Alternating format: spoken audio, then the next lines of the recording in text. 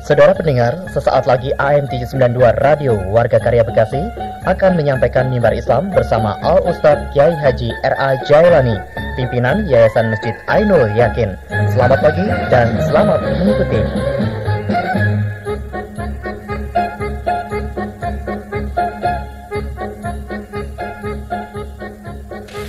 Bismillahirrahmanirrahim. Assalamualaikum warahmatullahi wabarakatuh. Alhamdulillah Rabbil Alamin. Wassalatu wassalamu ala Muhammad wa ala alihi wa ashabihi ajma'in. Asyhadu an la ilaha illallah wahdahu la syarika lah, wa asyhadu anna Muhammadan abduhu wa rasuluhu la nabi ba'dah. Allahumma salli sallim ala Muhammad wa ala ali Muhammad. Saudara-saudara kaum muslimin, para pendengar dan pencinta radio Warga Karya dan jamaah Masjid Ainul Yakin di mana saja Anda berada. Pada kesempatan ini, mari kita lanjutkan kaji kita terdahulu yang membicarakan serba sedikit tentang bagaimana komposisi satu unsur jiwa atau nafs yang kita angkat dari catatan Imam Ghazali dan beberapa catatan lainnya, termasuk tentunya sumber asli itu Kitabullah Al-Quran Karim, yang menjelaskan tentang betapa unsur-unsur dan sifat-sifat yang terdapat dalam diri manusia yang pada dasarnya akan menjadikan seseorang menjadi manusia atau umat yang tercela. Setelah yang kita bicarakan adalah masalah dusta, kemudian mari kita lihat satu lagi unsur atau sifat yang terdapat unsur ghadab atau ammartum bisu, yaitu yang dikatakan anania atau egosentris. Anania maknanya dalam bahasa Indonesia adalah aku, merasa akunya lebih besar. Jadi perasaan akunya itu terdapat pada diri seseorang lebih dominan, lebih besar, sehingga dia nampak lebih menonjolkan dirinya, seakan-akan tidak ada yang lain yang mampu menandingi dirinya. Sehingga hal seperti ini berangsur-angsur kelak menjadikan seorang hamba Allah itu lupa kepada kehidupannya sebagai manusia. Lalu dia menjadi orang yang sombong, yang tidak mau menerima nasihat orang lain, yang merasa sudah cukup berilmu, cukup pandai, yang akibatnya dia akan menjadi orang zalim, buas, akan mampu katakanlah membinasakan orang lain untuk kepentingan dirinya. Oleh karena itu, sifat ananiah ini jangan sampai dia berkembang dalam kehidupan kita. Mengapa? Karena sifat ini sesungguhnya dimiliki oleh iblis. Iblis dah yang berkata di hadapan Allah bahwa ana khairum minhu, aku lebih baik daripadanya. Yaitu iblis menyatakan lebih baik daripada Adam, sehingga dia mampu menantang Allah, mampu berkata keras di hadapan Allah bahwa aku lebih baik dari Adam. Khalaqtani min nar wa khalaqtahu min tin. Engkau jadikan aku daripada api dan engkau jadikan Adam dari tanah. Jadi pengakuan seperti ini adalah pengakuan iblis, dan sifat seperti itu adalah sifat iblis. Apabila sifat ini tumbuh pada diri seseorang, maka sesungguhnya orang tersebut, nauzubillah, semoga kita tidak seperti itu, sudah dihinggapi oleh sifat-sifat iblis yang membahayakan kehidupan. Saudara-saudara, para pendengar yang tercinta, kewajiban kita adalah menetralisir keadaan seperti ini dengan jalan memahami hakikat kehidupan manusia, bahwa semua kita ini adalah bersumber dari sulalah min tin, dari air yang tersaring dari dalam tanah, sebagaimana yang telah kita bicarakan terdahulu. Saudara-saudara, para pendengar yang berbahagia, kemudian mari kita bicarakan serba sedikit sifat-sifat kejiwaan yang lainnya pada unsur es atau syahwat. Syahwat artinya unsur kemauan yang terus-menerus, yang selalu ingin minta dipenuhi. Ada beberapa hal yang menonjol dari unsur ini, yaitu pertama sifat pemalas. Pemalas artinya bukan malas, pemalas, sangat pemalas. Dan yang kedua, minder. Minder artinya rendah diri. Yang ketiga artinya yang ketiga adalah mau untung tidak mau rugi. Penakut. Penakut jadi bukan takut. Kemudian yang keempat adalah was-was. Was-was artinya ragu-ragu. Yang kemudian berlanjut kepada satu perbuatan yang lain. Kadang-kadang mereka putus harapan, putus asa, berkeluh kesah. Jadi sifat ini adalah sifat yang terdapat pada unsur es atau unsur syahwat yang selalu mempengaruhi kehidupan seseorang. Coba saja saudara bayangkan apabila seorang itu pemalas. Manusia secara alamiah, kita secara alamiah tentunya merasa kita mengerti bahwa kita membutuhkan sesuatu. Manusia ingin makan, ingin dapatkan kelengkapan kebutuhan, katakanlah kebutuhan hidup. Tapi apabila seseorang itu pemalas, lalu bagaimana jadinya? Dan pemalas ini apabila dia menghinggapi jiwa seseorang atau jiwa hati seseorang, maka orang ini nanti akan menjadi beban dalam masyarakat. Beban masyarakat. Sebentar dia hinggap ke sana, hinggap kemari, dan berjalan ke sana kian kemari hanya sekedar untuk memenuhi kebutuhannya, dan kemudian dia sendiri sedang dilanda oleh penyakit pemalas itu. Jadi pemalas ini sebenarnya membahayakan seseorang. Dan ini sebenarnya yang harus kita ingat, bahwa hati seseorang yang sedang dihinggapi oleh pemalas ini sebahagian dipengaruhi oleh makhluk-makhluk yang tidak nampak oleh mata kita, yaitu jin. Saudara-saudara, para pendengar yang tercinta, begitu juga seorang mukmin sebenarnya tidak boleh rendah diri. Rendah diri ada pada diri seseorang dan pada unsur ini.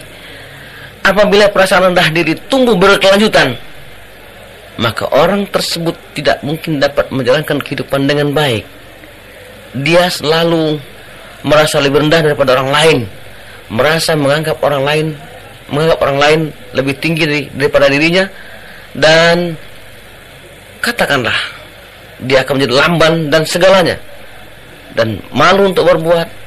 Sikap-sikap yang minder ini tampak pada kehidupan yang menarik dia ke belakang dalam pengertian tidak akan dapat mendapatkan kemajuan, karena dia merasa lebih rendah daripada orang lain. Dan ini penyakit sebenarnya. Sebagai mukmin, kita tidak boleh merasa minder, tidak boleh merasa rendah diri.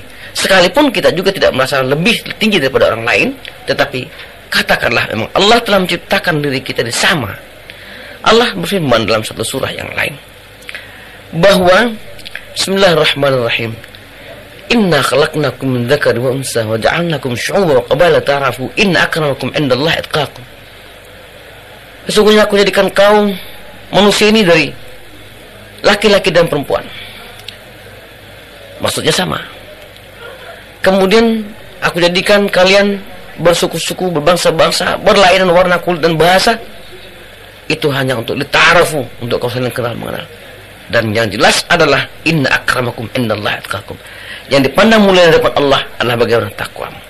Jadilah karena itu, untuk menghindarkan penyakit minder ini, katakanlah kepada diri kita bahwa kita ini sama di hadapan Allah, sama-sama manusia yang dijadikan Allah Subhanahu wa taala, siapapun dia itu. Dan yang dinyatakan sebagai mulia, hamba Allah yang mulia, adalah orang yang takwa. Takwa adalah orang yang takut dan tunduk, yang menyerah, yang berharap hanya kepada Allah Subhanahu wa taala. Saudara-saudara para pendengar kaum muslimin yang berbahagia, itu sifat-sifat syahwat ini yang tidak kunjung puas, mau untung tidak mau rugi, dengan modal yang kecil sedikit tapi ingin mendapatkan keuntungan sebesar-besarnya.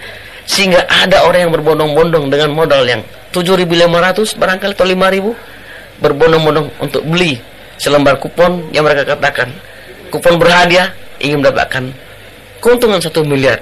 Ini satu kondisi yang salah sebenarnya menurut ajaran Islam. Ya, oleh karena itu kita harus berhati-hati, jangan sampai kita terseret keluar. Dan apabila dibiarkan hal seperti ini, maka masyarakat kita sebagai mukmin itu lambat laun akan mundur ke belakang. Dan Saudara-saudara, satu lagi yang perlu kita bicarakan adalah was-was. Was-was adalah ragu-ragu. Ragu-ragu itu melanda hati manusia, selalu ada pada diri manusia.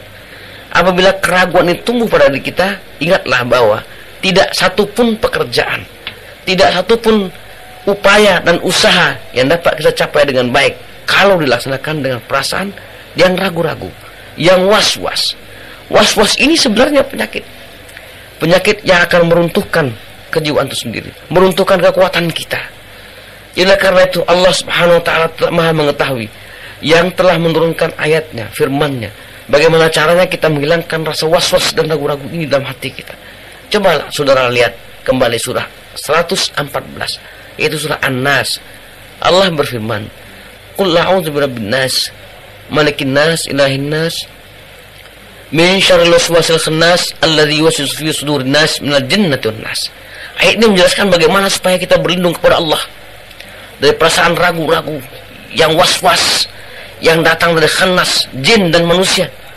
Nah, ini jadi sifat ragu-ragu ini adalah satu penyakit yang ditiupkan oleh jin dan manusia ke dalam lubuk hati manusia, ke lubuk hati seseorang, yang akibatnya akan merusak kehidupan seseorang. Dan apabila seseorang timbul ragu-ragu dalam kehidupannya, maka tidak satupun pekerjaan dapat selesai dengan baik. Oleh karena itu hadirin pendengar yang berbahagia, cobalah biasakan selalu mengatasi sifat ragu-ragu itu dengan menyerahkan diri kepada Allah, dengan memperbaiki sikap-sikap, yaitu sikap yang selama ini lalai, yang enggan mendekat kepada Allah, yang selama ini mungkin masih tertarik ke belakang oleh keraguan ini. Upayakan untuk diberantas dengan tegas dan radikal supaya penyakit ini tidak menghunjam ke dalam kehidupan kita. Kemudian selain daripada itu, masih ada satu lagi yang perlu kita bicarakan tentang unsur jiwa ini, yang bagus, yang baik, yang disebut natiqah atau mutmainnah. Mutmainnah adalah tenang, satu sifat yang mulia, yang pilihan dalam kehidupan manusia, yaitu sifat yang arif, yang selalu bijaksana, yang selalu tumbuh atau ada pada diri kita rasa kasih dan sayang, dan kemudian yang mau menerima nasihat, mau menerima ilmu. Mutmainnah ini sebenarnya unsur jiwa yang seperti ini yang sebenarnya harus kita hidupkan, gunanya untuk kita bawa melaksanakan tata kehidupan sebagaimana mestinya. Apabila unsur antara unsur mutmainnah ini naik ke permukaan, mampu mengatasi dan mengatur dua unsur yang lainnya, yaitu unsur syahwat dan ghadab, maka insya Allah kita akan mampu berjalan menegakkan kehidupan sebagai umat manusia yang disebut khalifah fil ard, atau pengatur di muka bumi ini. Saudara-saudara kaum muslimin yang berbahagia, itulah sekedar sekelumit tentang kejiwaan yang perlu kita ketahui untuk kita renungkan bahwa di manakah kita sekarang berada. Adakah kita pada sisi yang disebut ghadab atau amartum bisu, atau adakah kita pada sisi syahwat atau yang disebut pemalas, atau adakah kita sudah berada pada sisi mutmainnah sehingga kita mampu meletakkan kehidupan kita sebagaimana mestinya. Dan sekiranya masih pada sisi yang sangat membahayakan, katakanlah seperti yang saya sebut ghadab syahwat itu, maka segeralah kita kembali. Saudara-saudara kaum muslimin, para pendengar Radio Warga Karya yang berbahagia, upaya secara konkret yang harus kita lakukan untuk membentuk dan membersihkan hati, menekan segala unsur yang tidak baik dari diri kita ini, yaitu dengan melaksanakan ibadah kepada Allah. Apakah itu yang namanya salat, zakat, saum, infak, dan yang lain-lain ibadah. Semua ini sebenarnya tidak lepas kaitannya dengan unsur, dengan kehidupan kejiwaan yang ada pada kita masing-masing. Saya ingin mengingatkan kepada suatu perintah Allah kepada kita, yaitu saum. Saum atau yang kita kenal puasa. Saum adalah menahan diri.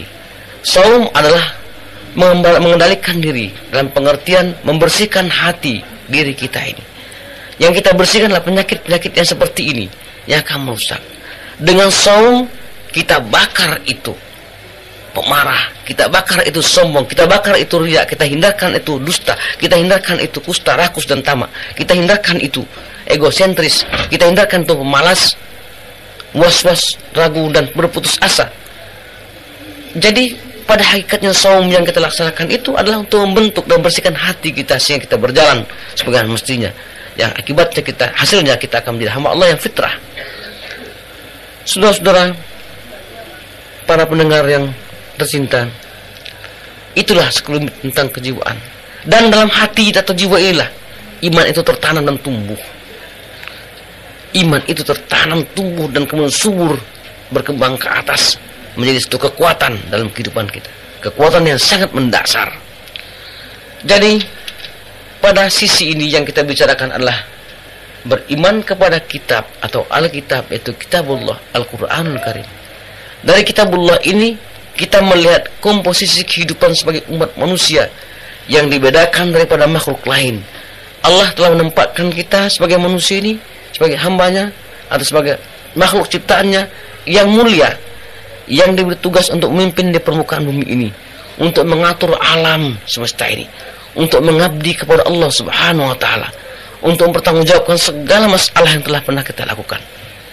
Dan untuk itulah Allah Subhanahu wa ta'ala telah menurunkan kitabnya yang dibawa oleh Rasulullah sallallahu alaihi wasallam sebagai pegangan yang pasti benar, dan kemudian dari sanalah kita akan mendapat petunjuk atau guide, sehingga seluruh perjalanan kita ini makin hari makin nampak jelas dan makin benar, dan kemudian makin tumbuhlah kita sebagai umat yang akan mendapatkan kebahagiaan dunia dan di akhirat.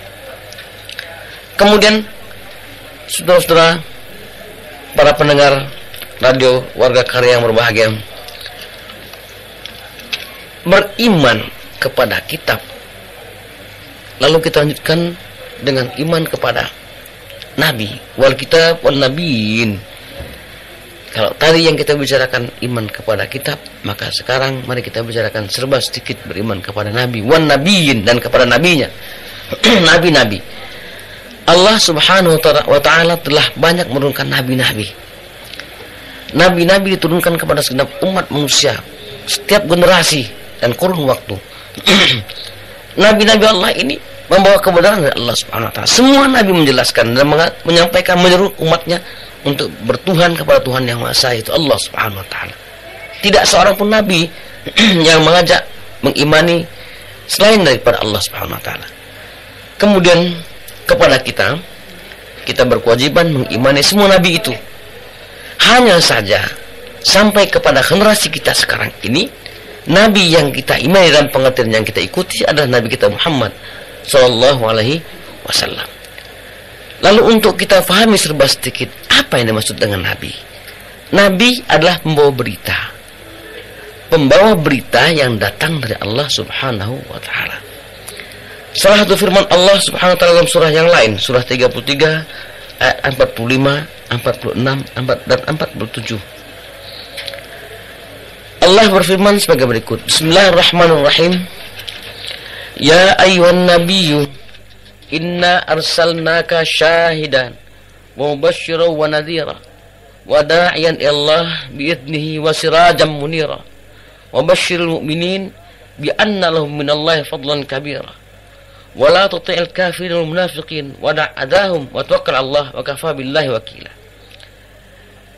Ini surah Al-Ahzab, surah 33. Yang saya baca adalah dari ayat 45 sampai dengan 48. Ayat ini menunjukkan betapa tugas nabi itu. Allah berfirman yang artinya sebagai berikut. Wahai nabi, sesungguhnya kami mengutus engkau untuk menjadi saksi, pembawa berita gembira dan pemberi peringatan, dan menyeru kepada agama Allah dengan izinnya, dan menjadi pelita yang terang yang cemerlang. Dan sampaikanlah berita gembira kepada orang-orang yang beriman bahwa mereka akan memperoleh kurnia yang besar dari Allah. Dan janganlah engkau ikut orang-orang yang tidak beriman dan orang-orang yang beriman palsu atau munafik itu. Janganlah pedulikan perkataan mereka yang menyakitkan hati, dan percayakanlah dirimu kepada Allah, dan cukuplah Allah tempat menyerahkan diri. Jadi dari ayat ini jelas bagi kita bahwa apa yang sebenarnya tugas Nabi itu. Allah mengutus Nabi untuk menjadi saksi. Inna arsalnaka syahidan, menjadi saksi. Saksi bagi segala umat. Saksi bagi umatnya. Saksi bagi umat Nabi itu masing-masing. Saksi itu. Ya, Nabi mengetahui menjadi saksi bahwa ada umatnya yang beriman kepada Allah dan kepada Nabi Allah dan Rasulnya, dan kepada seluruh keturunan Allah Subhanahu Wa Taala. Ada juga umat yang tidak beriman. Semua ini menjadi Nabi akan menjadi saksi. Kemudian apalagi setelah itu? Selain menjadi saksi, Nabi membawa kabar atau berita yang menggembirakan. Apa berita gembira itu? Berita yang menggembirakan adalah anugerah Allah, ganjaran dari Allah Subhanahu Wa Taala. Bagi hamba Allah yang beriman akan mendapatkan kebahagiaan tidak saja di akhirat, tetapi juga di dunia. Bagi orang yang beriman dan takwa kepada Allah, Allah akan selalu membantu mereka, mengeluarkan mereka daripada kesulitan. Ini yang perlu kita tanamkan dan kita ingat. Jadi berita gembira ini bukan sekedar gembiraan begitu saja, yang sungguh menggembirakan dari Allah Subhanahu Wa Taala bahwa setiap mukmin dan tentunya orang yang takwa akan mendapatkan kebahagiaan dunia dan juga di akhirat kelak. Saudara-saudara, para pecinta radio Warga Karya yang berbahagia, selain daripada berita gembira ini, Nabi pun diperintahkan Allah untuk menyampaikan tentang nazirah. Nazirah artinya peringatan keras, peringatan yang dalam bentuk ancaman yang keras untuk diingatkan kepada semua orang, siapa saja yang mulai dengan kehidupan yang menentang Allah atau disebut kafir, dan juga termasuk orang yang pergunakan kehidupannya hanya sekedar untuk memenuhi nafsunya, memenuhi kehendak nafsu itu. Apa ancamannya? Bagi orang-orang yang kafir, bagi orang-orang yang munafik, bagi orang-orang yang musyrik, bagi orang-orang yang mengikuti hawa nafsunya, disediakan tempat kembali yang sangat menyedihkan, yaitu jahanam.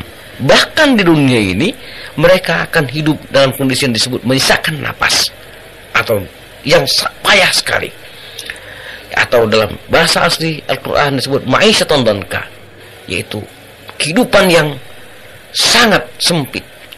Mungkin saja kita melihat ada orang yang tidak percaya kepada Allah, orang yang tidak beriman, orang musyrik, orang munafik itu kaya raya barangkali dari sisi kehidupan duniawinya.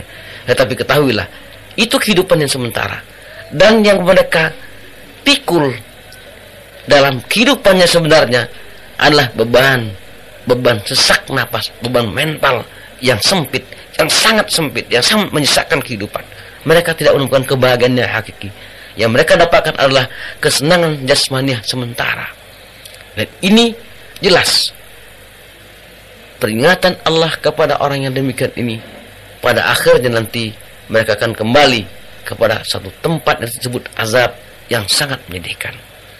Saudara-saudara, para pendengar yang berbahagia, selain daripada itu, apa lagi tugas Nabi? Tugas Nabi yaitu da'iyan Allah biiznihi wa sirajan munira. Nabi diperintahkan Allah untuk memanggil, mengundang, mengajak semua umat manusia untuk ilallah, yaitu kembali kepada jalan Allah, tidak mengikuti jalan lain. Jalan Allah yang mana? Yaitu kembali kepada ad-din Islam, yaitu agama Islam yang kita cintai ini. Rasulullah sallallahu alaihi wasallam yang telah kita akui sebagai nabi kita, yaitu Rasulullah yang diutus untuk kita, umat yang terakhir ini, telah menerima perintah Allah dan menyampaikan kepada segenap umat manusia sebagai rahmatan lil alamin, sebagai rahmat, pembawa rahmat untuk seluruh alam. Beliau telah menyelesaikan tugasnya dengan jalan mengundang kita semua, siapapun manusia di bumi ini, untuk kembali kepada jalan Allah, yaitu meniti siratal mustaqim, jalan lurus yang ada pada ad-din Islam ini.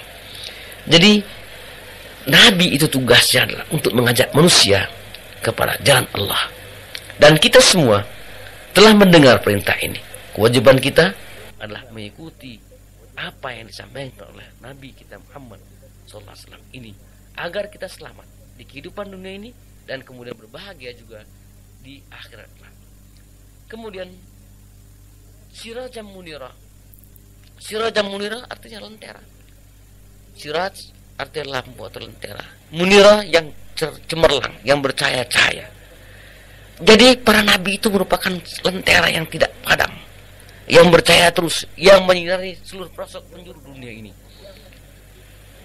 Nabi membawa obor, membawa menjadi penerang dalam kehidupan manusia yang gelap, yang tidak pernah mengetahui tentang kehidupan yang sebenarnya, yang tidak pernah mengenal hakikat kehidupan sebagai manusia. Manusia yang gelap gulita dalam kehidupannya.